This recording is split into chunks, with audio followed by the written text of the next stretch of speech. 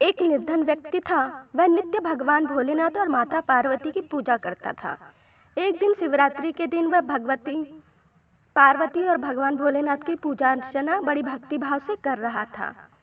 उसकी आराधना से भगवान भोलेनाथ प्रसन्न हुए।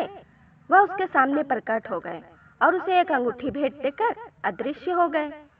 अंगूठी सामान्य नहीं थी। उसे पहनकर जैसे ही अगले दिन उसने धन पाने की कामना की, उसके सामने धन का ढेर लग गया। वह खुशी के मारे झूम उठा। इसी बीच उसे भूख लगी तो मन में अच्छे पकवान खाने की इच्छा हुई। कुछ ही पल में उसके सामने पकवान आ गए। अंगूठी का चमत्कार मालूम पड़ते ही उसने अपने लिए आलीशान बंगला, नौकर चाकर आदि तमाम सुविधाएं प्राप्त कर ली। वह भगवान भोलेनाथ की कृपा से प्राप्त उस अंगूठी के कारण सुख में रहने लगा। अब उसे किसी प्रकार का कोई दुख कष्ट या चिंता नहीं थी। नगर में उसका बहुत नाम हो गया। एक दिन उस नगर में जोरदार तूफान के साथ बारिश होने लगी। कई निर्धन लोगों के मकानों के छप्पर उड़ गए। लोग इधर उधर भागने लगे। तभी एक बुढ़िया उसके बंगले में आ गई। उसे देखकर वह व्यक्ति गरज कर बोला, ए बुढ़िया, कहाँ चली आ रही है बिना पूछे? बुढ़िया ने कहा, कुछ देर के लिए तुम्हारे यहाँ रहना चाहती हूँ।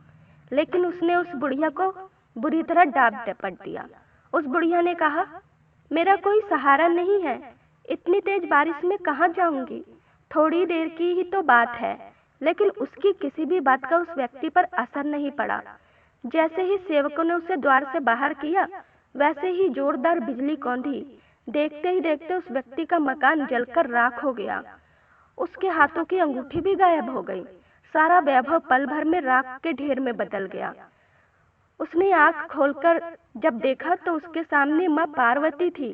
जो बुढ़िया कुछ देर पहले उसके सामने दीनहीन होकर गिड़गिड़ा रही थी, वह अब माँ पार्वती के रूप में उसके सामने मंद मंद मुस्कुरा रही थी।